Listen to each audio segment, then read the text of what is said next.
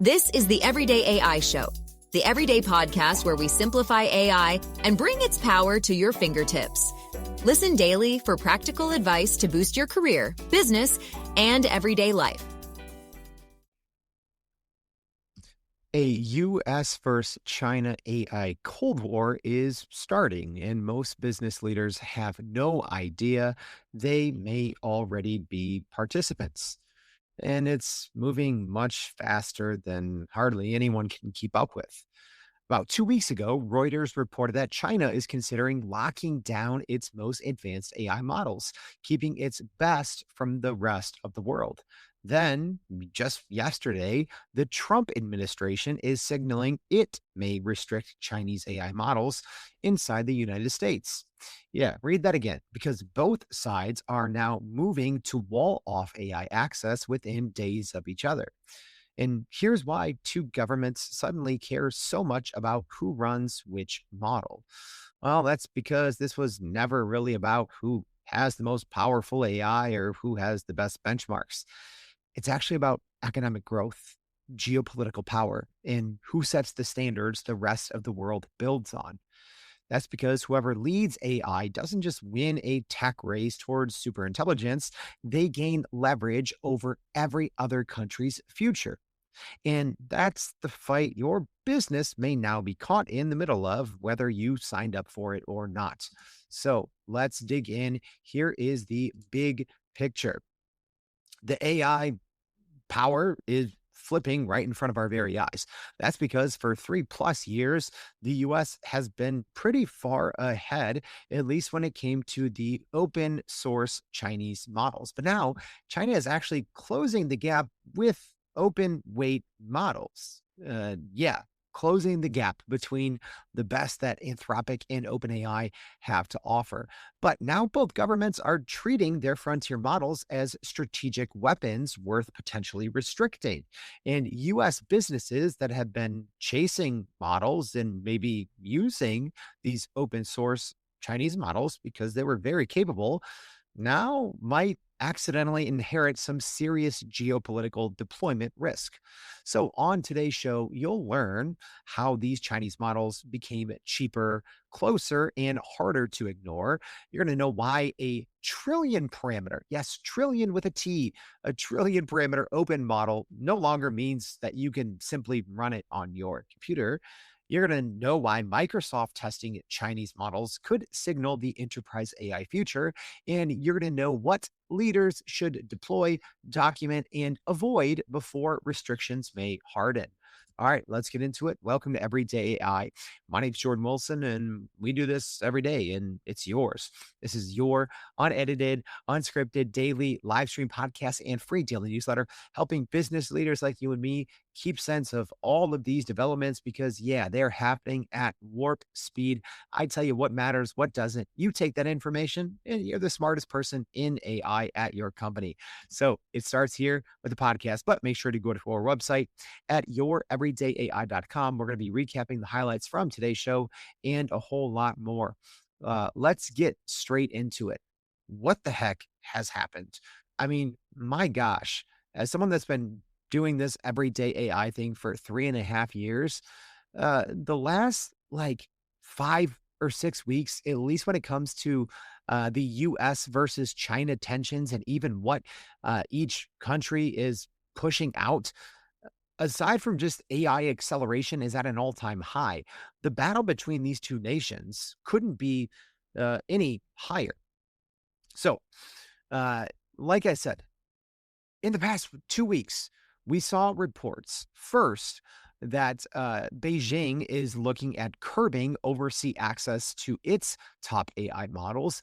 And then we got a report just yesterday saying the Trump administration may also ban Chinese AI models. And that's big news. That's because we've seen a lot of reports. I've talked to people personally that are moving entire enterprises off, maybe like an OpenAI or Anthropic or Google models, right? And on to other Chinese models.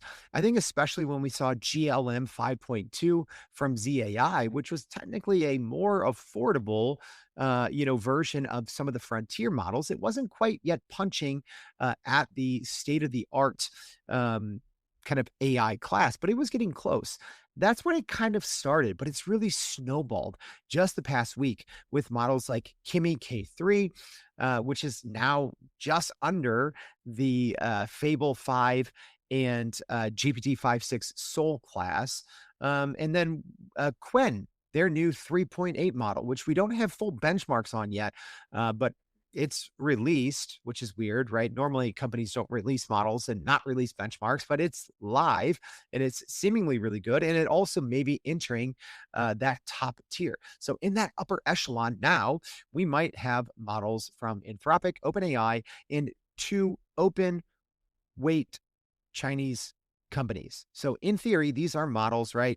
Again, you can't really run them on your computer, but these are models that large enterprises that have the means to do it, they can run all of these things locally. Again, assuming they have a couple servers to throw on.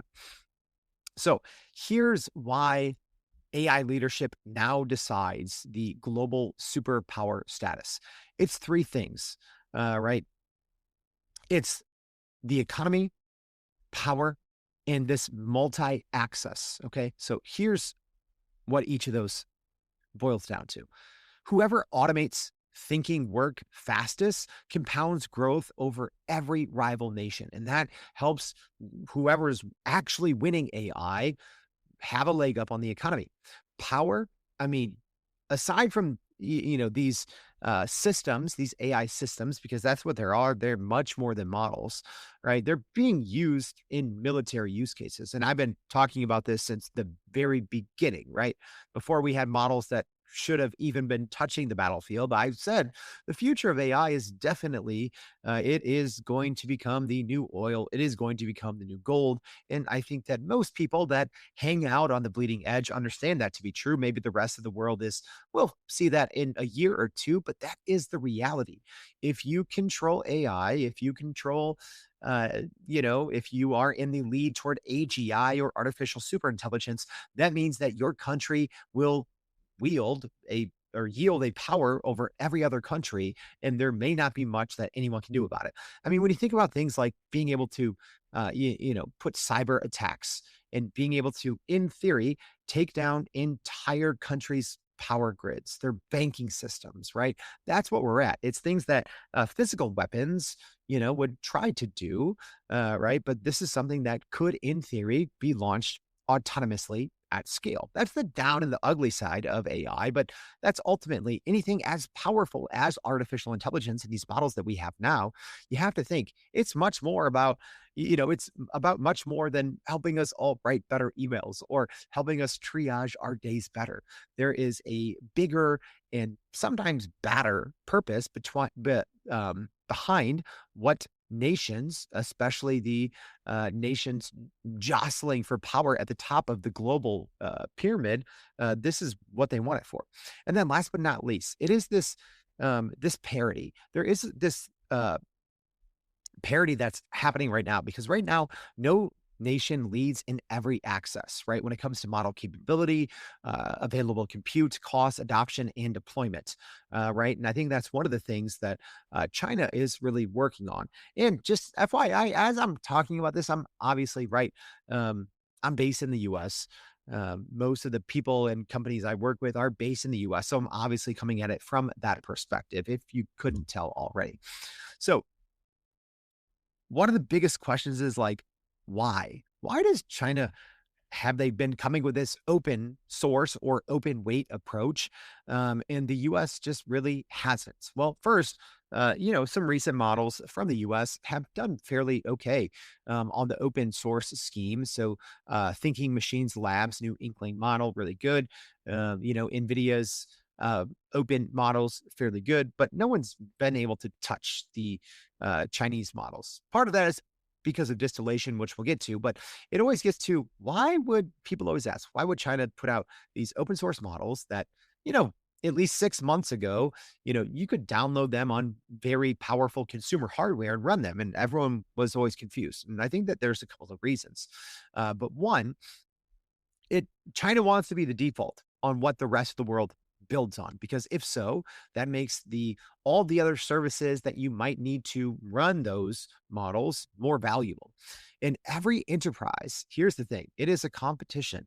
Every enterprise that switches from US models drains the revenue funding, essentially Silicon Valley's next training runs, right? So if you take the fuel out of the car can no longer run.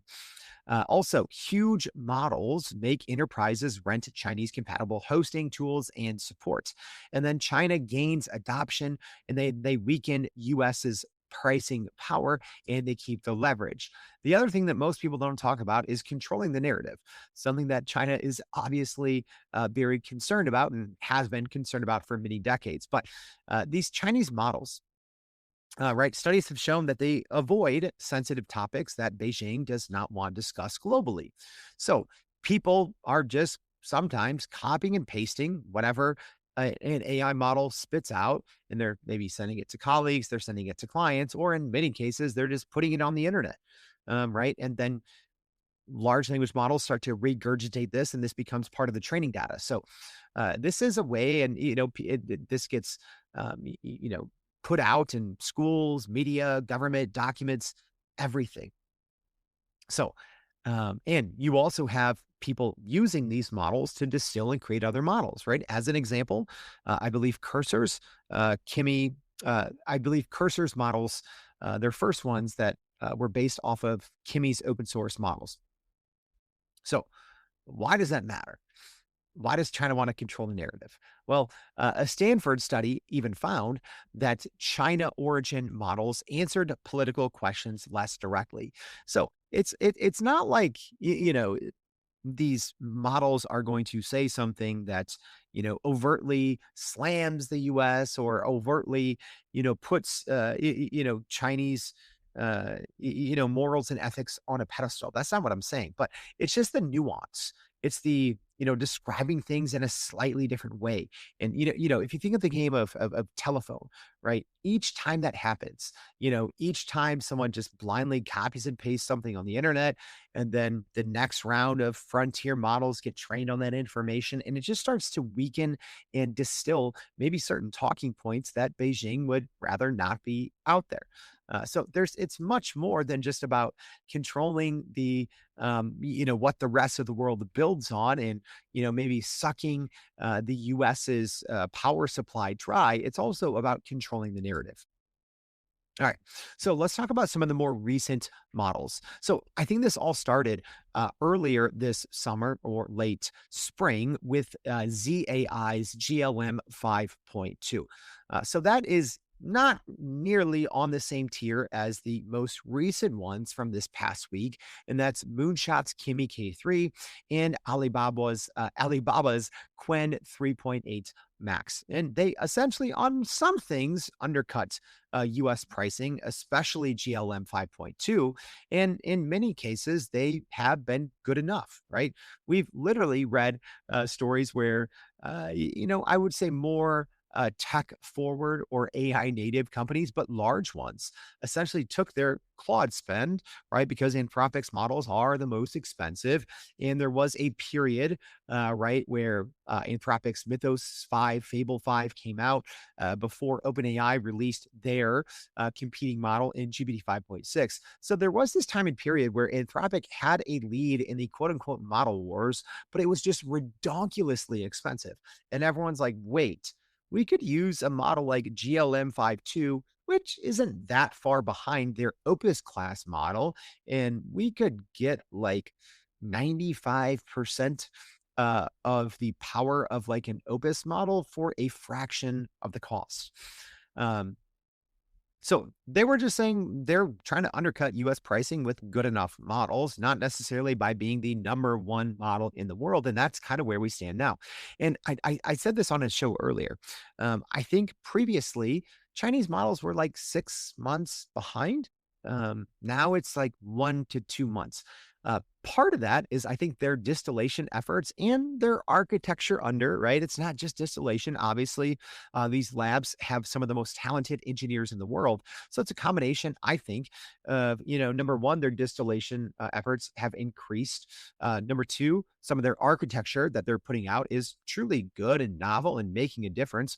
And well, um, number three, which you can't overlook, is the recent kind of US sanctions that have been handed down largely because of Anthropic to all model providers here in the US, which is delaying. We've seen reports maybe like a 30-day, 45-day or more, whereas these companies would have been pushing these models out to the public a little faster. But now that we live in permission slip AI land, it's the combination of those three things that have kind of closed this gap that was much wider before. But it's the benchmarks. We do have to talk about the benchmarks. All right.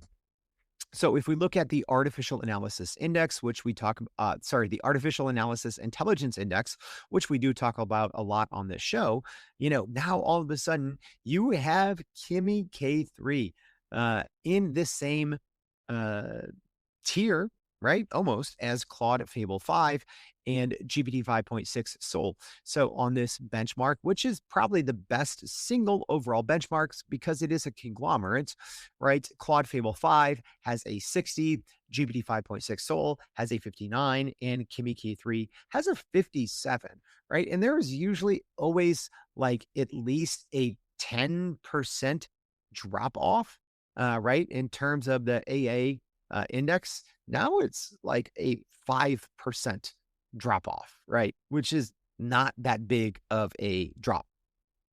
So here's though where it's changed, especially the past like couple of models. With ZAI's GLM 5.2, this is something that, yeah, you could run a slowed down, a watered down version of that model if you had a super powerful consumer PC, right? Or you couldn't actually run it at full speed, nothing like you could run online. But people out there that spend maybe way too much money on their consumer setups, they were able to run essentially watered down versions of GLM 5.2. Not anymore, right? Because now it seems like the next step that China is taking, they want to compete on the frontier. And as the US models, the state of the art models get more and more capable, well, it gets harder for, a small enough model to close that gap. Because now what we're seeing is these multiple trillion parameter models. So open source, right, especially through 2025, generally meant, okay, you could get a quant version of this model, right, which, only activates certain parameters. So think about for context, right? The GPT-4 family of models was like 2 trillion parameters. So now you have open source models that are bigger than that, right? Which is crazy. So these multiple trillion parameters, you can't run them. You literally need a small data center, or like I said, if you are an enterprise company that has access to compute, yeah, you're going to need a whole rack of NVIDIA GPUs to actually run these things. So this does even change, I think, how most enterprise leaders should be viewing open source. It's almost like you should be saying like, what kind? Like consumer open source or enterprise open source, because there really wasn't that distinction. There really wasn't that, multiple tiers, because if someone chained together a couple Mac studios a year ago, you could probably run a quant version of these, Chinese open source models. But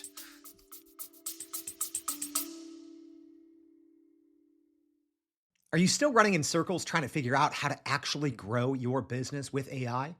Maybe your company has been tinkering with large language models for a year or more, but can't really get traction to find ROI on Gen AI.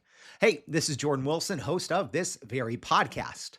Companies like Adobe, Microsoft, and NVIDIA have partnered with us because they trust our expertise in educating the masses around generative AI to get ahead. And some of the most innovative companies in the country hire us to help with their AI strategy and to train hundreds of their employees on how to use Gen AI. So, whether you're looking for ChatGPT training for thousands or just need help building your front end AI strategy, you can partner with us too, just like some of the biggest companies in the world do.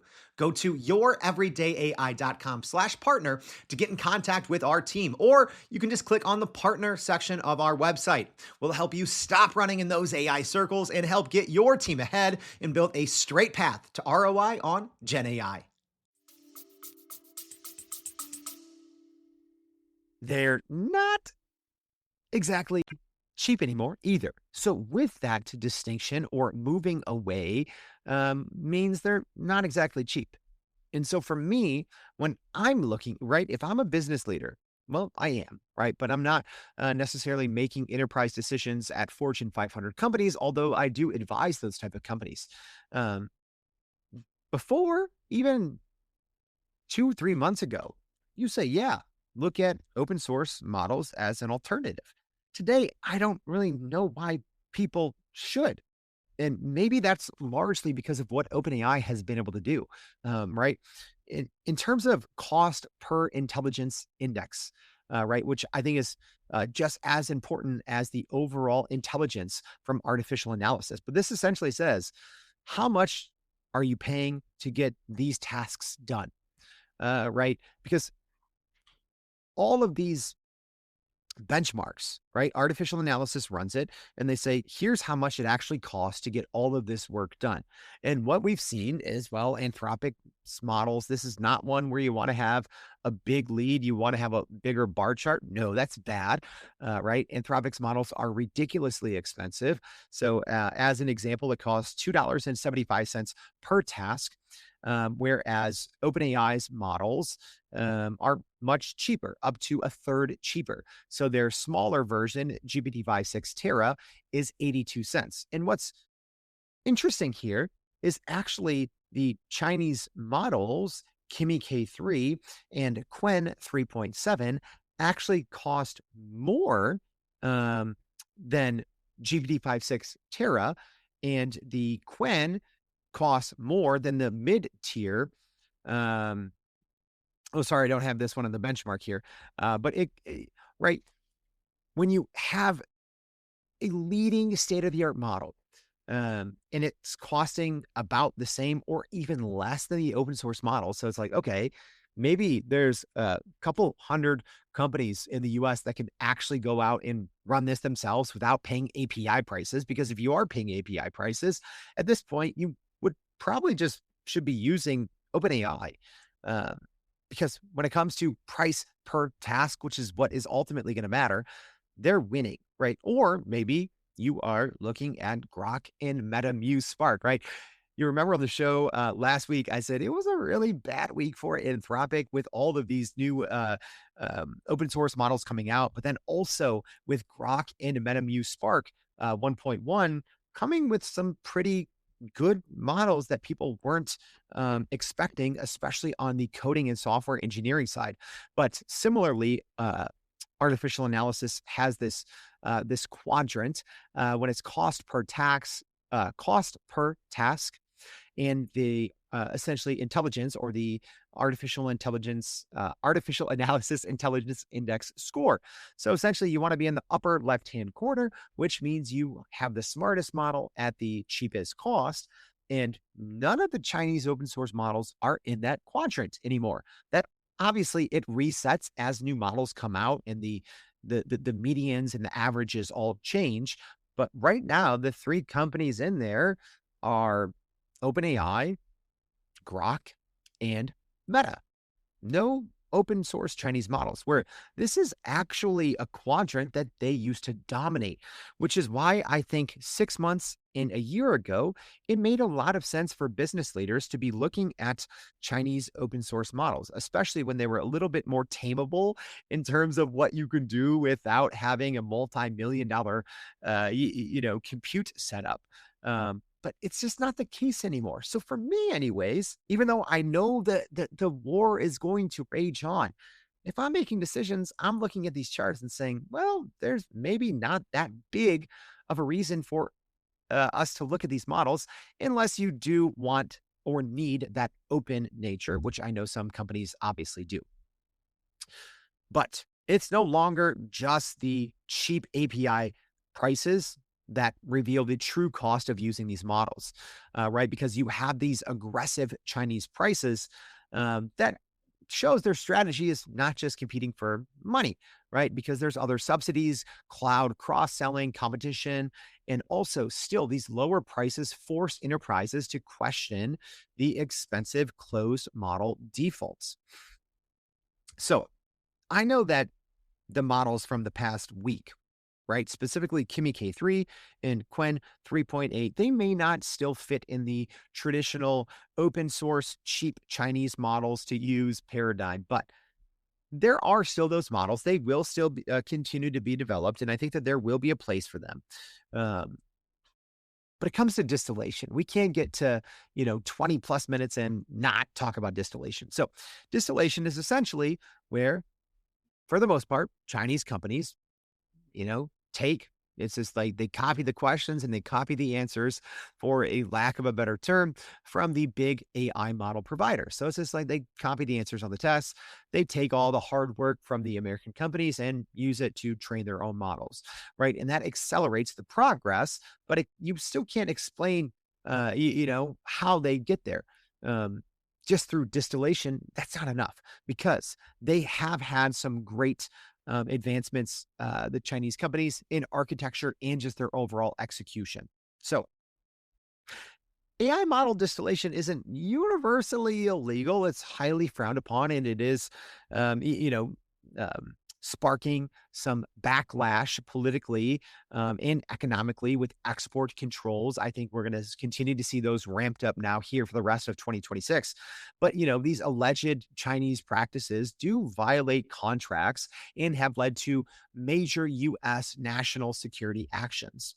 So, what is the US doing to stop this model distillation? Well, they're trying to cluster traffic and, detect and, catch large scale offenders and, block them. But it's pretty hard because they're just playing whack-a-mole.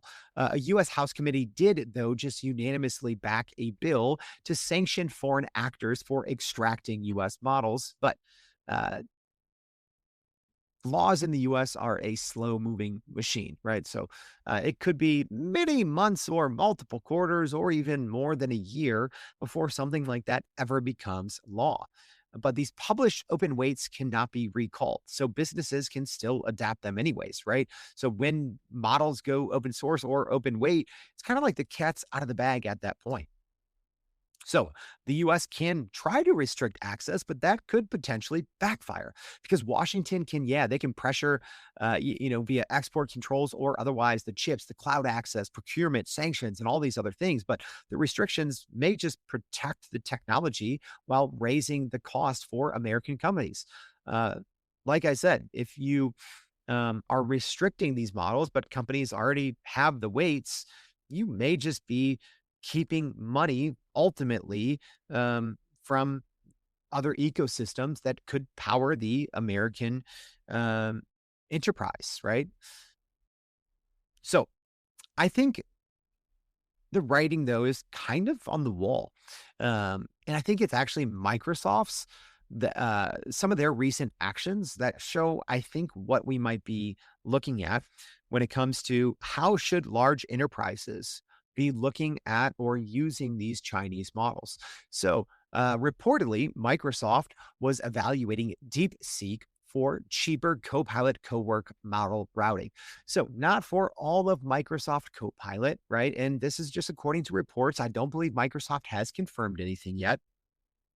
And they were looking at this for a backup because what they found, Microsoft, that the Copilot Cowork was actually very cost intensive, and they did started to bill it, at a token rate and no longer just including usage like they did when it was in beta. So that is telling you everything that you need to know. They haven't switched to it. But Microsoft, yes, that Microsoft, the one that has huge stakes in OpenAI and Anthropic, they are looking at a model like DeepSeek for all the time that DeepSeek's name has gotten dragged through the mud for some alleged shady practices. They're still looking at them to use them, and I think ultimately you have to look at your balance sheet. You have to look at the dollars and the cents and make it make sense. And in this case, Microsoft, right? And the other thing, again, if you're a large company, and you can, essentially download the weights to these models and you can fine tune them and make sure that they perform up to a certain standard. But I think the future workloads, like in this Microsoft example, could just be routed by cost, capability, security, geography, and regulation, right?